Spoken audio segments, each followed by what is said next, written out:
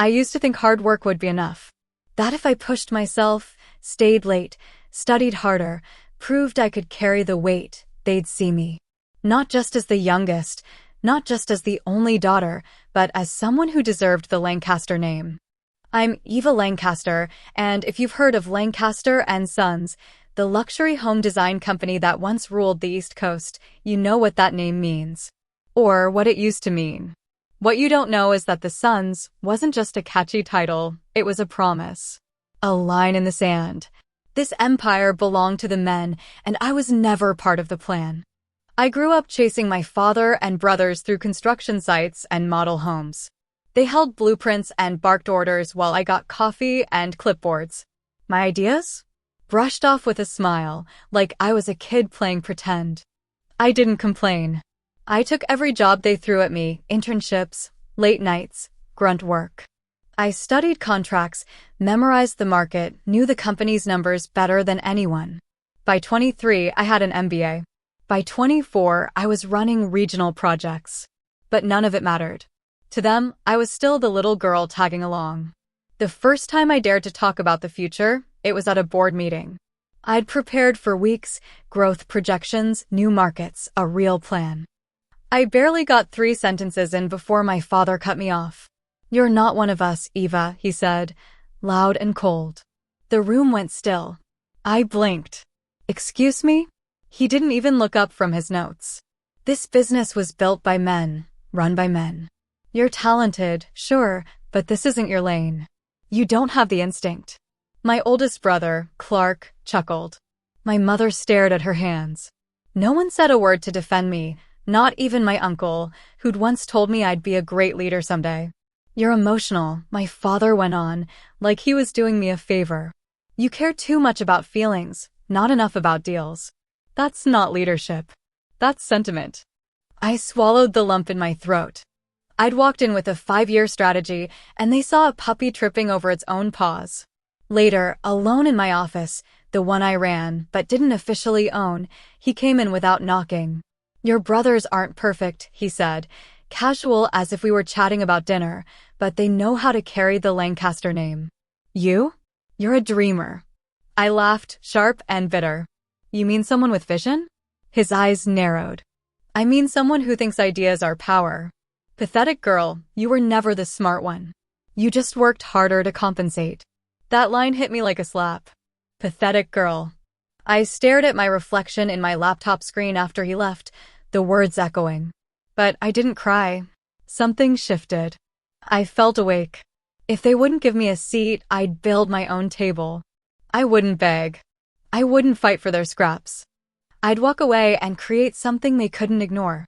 They thought they'd silence me that day, written me off. They didn't know it, but that was the last time they'd ever talk down to me. I was already plotting a story they'd never see coming. I tried one more time, though. Call it stubbornness or stupid hope. I spent weeks on a proposal, eco-luxury homes with smart tech, a market no one had cracked yet. I booked a presentation room, invited the execs, clicked through slides with shaking hands. When I finished, the silence was deafening. My father smirked, that tight-lipped look he saved for people beneath him. "Are you done?" he asked. I nodded. He turned to Clark. "Tell your sister why that'd bankrupt us." Clark grinned. "Eva, no offense, but this isn't grad school. Buzzwords don't make a plan. Smart homes? Green building? Who are we selling to, Elon Musk?" The room snickered. "It's not a joke," I said, heart pounding. "The numbers lie," my father snapped. "Instinct doesn't. This is a vanity project. You want to play CO? Do it somewhere else. You're not one of us." That was it. The final cut. I looked around. No one met my eyes. My brothers smirked. My uncle yawned. I grabbed my stuff and walked out. At the door, Ryan called after me, "Hey, if it flops, I hear there's an interior design gig. You could pick curtains." More laughter. That night, I cried, rage, hurt, all of it. Then I packed a suitcase. I left the next morning, no goodbyes. I was done being their shadow. They'd betrayed me, but I wasn't broken. I was free, and I was going to make them regret it. I moved to a city where the Lancaster name meant nothing. No one knew me as the daughter who didn't fit, the girl they laughed out of the boardroom. I was just Eva, a woman with a laptop and a plan. I found a cheap apartment above a bakery, cinnamon and bread smells waking me up every morning. It wasn't fancy. The paint chipped, the water heater groaned, but it was mine. I sat down with a blank screen and started building something new. No family logo, no smirks, just me and an idea they'd never see coming. I called it Avara Designs. Named after a star you can barely spot, quiet, overlooked, but strong. It fit. I wasn't chasing their spotlight, I was creating my own. Those first months were rough. Savings drained fast. I lived on noodles, worked until the sun came up. I pitched to anyone who'd listen, small contractors, homeowners, boutique developers. Most said no. A few said yes. I took those jobs and treated them like gold. Custom eco-smart renovations for clients who wanted luxury with a conscience. It was a niche and I knew it had legs. I did everything myself, drafting, sourcing, managing crews. Failure wasn't an option. I didn't just want to survive, I wanted to outshine them my way. Within a year, I had 5 employees, a tiny studio, and a growing list of clients. We stayed small, under the radar. My family had no clue I was still in the game. They thought I'd crawled away to lick my wounds. What they didn't get was that Avara wasn't just a business, it was a weapon. I was competition now, and they were too arrogant to notice. I kept tabs on Lancaster and Sons. It wasn't hard. They were still in the news, still flexing their name like it was enough. But I saw the cracks. They stuck to old-school designs, ignored new trends, coasted on reputation. The world was shifting, buyers wanted sustainable, tech-forward homes, and they were blind to it. So I got smart. I hired a marketing guy who'd worked for a big rival. We built a brand for the people my father dismissed: young pros, women-led families, tech-savvy buyers. Clean, green, personal, that was Avara. Everything Lancaster wasn't. We started bidding on mid-level projects, the kind they used to win without blinking. Except now, they were losing. To us. A no-name firm with better ideas and sharper execution. They didn't know who we were, and I loved that. I stayed invisible, let them sleep on me. Behind the scenes, I poached their people, the good ones they'd ignored. Project managers, designers, assistants with stories like mine. Tired of being unseen, they jumped ship to Avara. Our little star was glowing brighter, and they still hadn't looked up. One day, about 18 months in, I sat in a meeting with a big client. They'd gotten bids from Lancaster and us. I'd seen my father's: safe, boring, lazy. Then they read mine. "Who are you?" the guy asked, flipping through our proposal. "This is fresh. Smart. It's what I didn't know I wanted." I smiled. Just someone with a lot to prove. We won the deal. By the end of that quarter, we'd beaten Lancaster on 3 major contracts. Their name wasn't bulletproof anymore. They were slipping, and I was just warming up. I didn't gloat. I didn't need to. I let them ignore me, let them laugh in their fancy boardrooms about the firm that kept stealing their jobs. They had no idea I was behind it. That's what made it sweet. They'd written me off, called me irrelevant. Meanwhile, I was clawing my way up, step by quiet step. The struggle was real, but it was mine. No more begging for their approval. I was building something they couldn't touch, and soon, they'd feel it. Lancaster and Sons still looked shiny from the outside, big headquarters, glossy ads, bold trucks. But I could smell the rot. It started small, a canceled contract in Maine, a resort deal they'd bragged about for months. The client bailed, saying creative differences, but I knew the truth. We'd pitched them something better, cleaner, cheaper, smarter. Then came the layoffs. First a few designers, then the receptionist who'd been there forever, then a project lead I used to respect. He called me, voice low. "Eva, they're cutting deep." "Got anything?" I didn't smirk. I just sent him a contract. "Welcome to Avara." The big hit landed 6 months later. They lost a government deal, massive, multi-year, retrofitting eco-friendly buildings. They'd assumed it was theirs, didn't even fight hard for it. Their name was supposed to seal it. But the world had moved on. Buyers wanted innovation, not nostalgia. Avara offered that. We snagged the contract, and I watched their press release fumble, blaming market shifts and competition. They didn't name us. They didn't know who to blame. But they felt us closing in. Their social media got desperate after that. They copied our style, hashtags, eco buzzwords, even a rushed green initiative that screamed panic. I almost laughed. They were chasing a ghost, and the ghost was winning.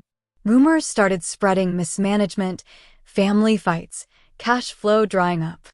I didn't start them. I didn't have to.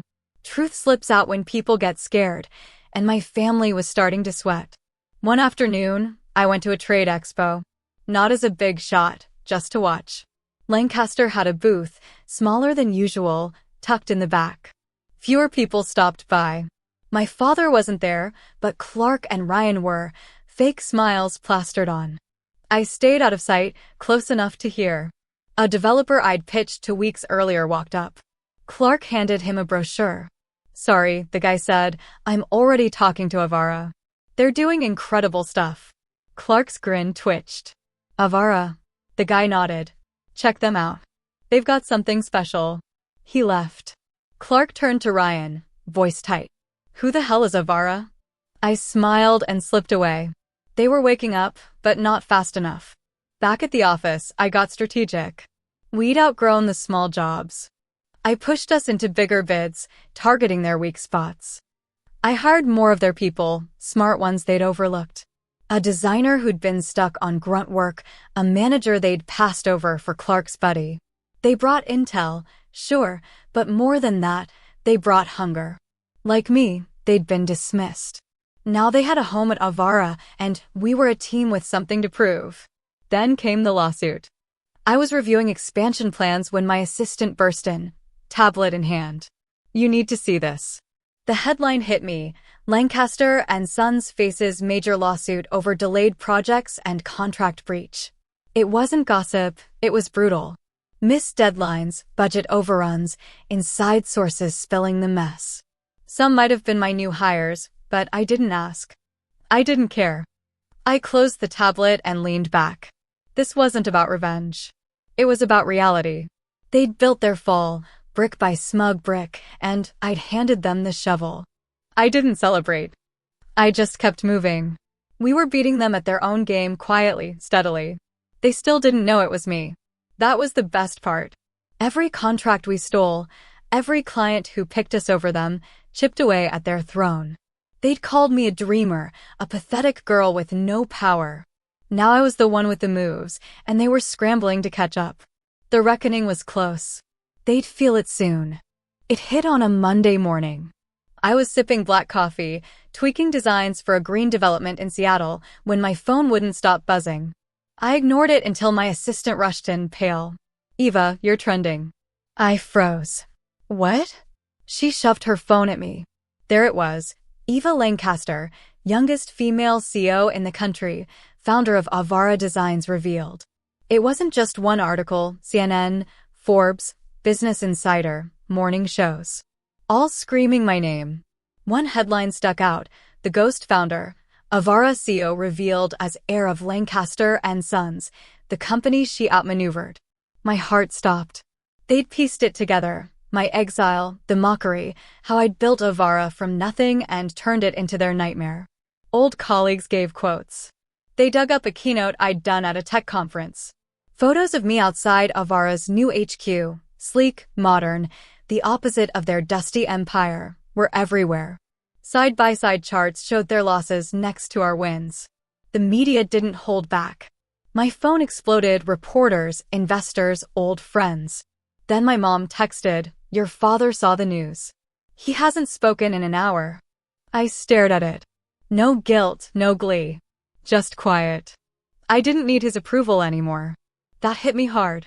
For years, I'd thought proving him wrong would fix something. But watching the world cheer what he'd tried to crush? I was done chasing his nod. My publicist called that afternoon. National interview, prime time. "You in?" I paused. Avara wasn't about fame, it was about freedom. But maybe it was time to speak. "Let's do it," I said. The interview aired 3 days later. I wore a navy suit, simple, no flash. The host started with Avara's rise, how we'd redefined eco-luxury in 4 years. Then the big question, is it true you're Charles Lancaster's daughter? I smiled, calm. Yes. Why hide it? She blinked. And you built a company that outperformed his? It's not about outperforming, I said, though we both knew it was. It's about building what I believe in and giving others a place to shine. The audience stood and clapped when it ended. Our website crashed from the traffic. Partnership requests flooded in over 300 in a day.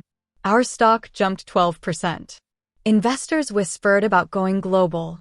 The Lancaster family group chat went dead. No snarky jabs, no emojis. Just silence. Until Clark texted, "You used us."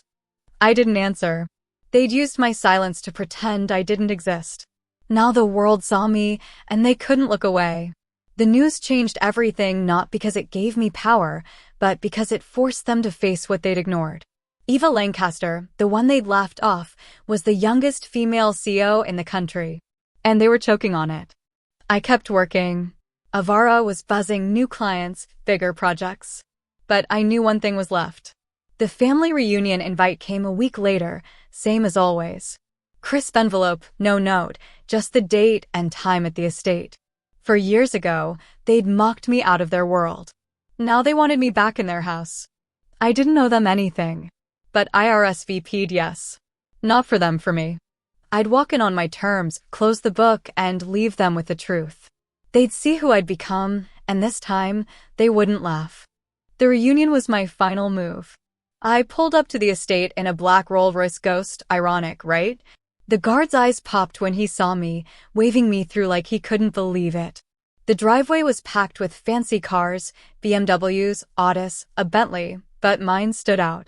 I stepped out in a tailored ivory suit, no logos, just quiet confidence. Whispers started as I walked up. Heads turned, voices dropped. They saw me now. No one knew what to say. My mom met me first, her eyes soft, almost sorry. "You look incredible," she said, voice low. "Thanks," I replied, then leaned in. "Let's not pretend anything."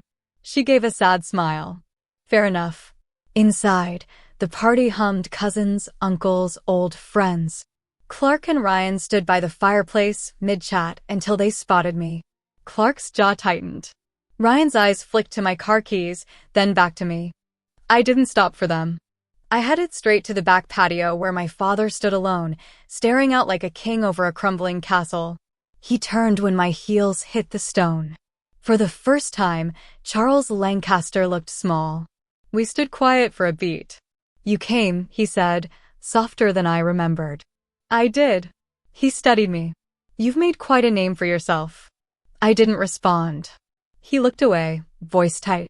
"Eva, I may have been wrong." I almost laughed. May have been? But I didn't bite. I wasn't there for his half-baked regret. He kept going. "The company's struggling. Your brothers." He stopped, then forced it out. "We could use your help." I met his gaze, steady, not mad anymore, just clear. "You said I was never the smart one," I said, soft but firm. "Just a pathetic girl with ideas, no power." He didn't argue. "Now you want my help?" His mouth opened, but I cut in. "I'm not here to save you, Dad. I built something without you. While you mocked me, I was creating. While you dismissed me, I became everything you said I couldn't." He stared, like he didn't know me. "Good." I turned to go, then glanced back. "You were right about one thing, I'm not like you. Thank God for that." I walked back through the house. People parted, whispering, some forcing smiles. I didn't need their approval. I'd already won. Outside, the rolls gleamed in the fading light. I slid in, started it, and looked back once, not at the house, but at the girl I used to be, the one who begged to be seen. I smiled. She wasn't begging anymore. She was leading. Avara kept climbing after that. The interview fallout brought deals we hadn't dreamed of, big clients, global interest. We outbid Lancaster on 2 more contracts that month. Their name was fading fast, and mine was everywhere. They couldn't ignore me now. Clark texted again a week later, "You destroyed us on purpose." I didn't reply. They'd built their cage. I just locked the door. My triumph wasn't loud or petty. It was steady, undeniable. Eva Lancaster, the one they'd called pathetic, was running the show. And they'd never forget it. The dust settled, but the echoes didn't. Avara Designs wasn't just a company anymore, it was a force. We landed a deal in Seattle, a luxury green project that made headlines. Then another in California. Investors called daily, pushing for global expansion. Our office buzzed, my team growing, all of us hungry. Lancaster and Sons? They were bleeding out. Another lawsuit hit them, shoddy work on a high-rise, clients furious. The news ate it up. Their stock tanked. Clark and Ryan scrambled in interviews, blaming unforeseen challenges.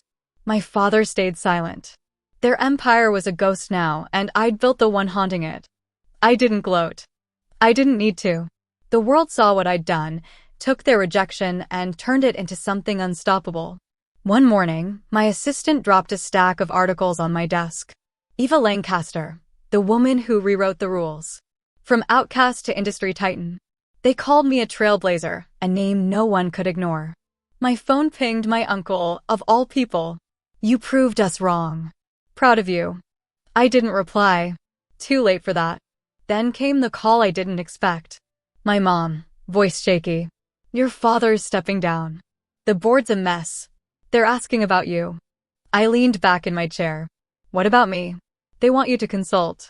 Maybe more. I laughed, short and sharp. They had their chance. She paused. He knows he was wrong, Eva. He won't say it, but he does.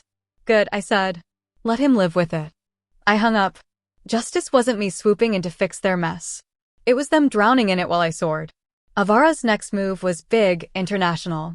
We signed a partnership in Europe, eco-luxury condos with a tech edge. The announcement went viral.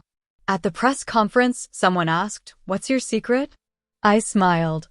I stopped waiting for permission. The room clapped. That night, I got a text from Ryan. You win. No snark, no fight. Just that. I didn't answer. Winning wasn't the point, building was. And I'd built something they couldn't touch. Years of being dismissed, mocked, underestimated. They thought they'd broken me. Instead, they'd forged me.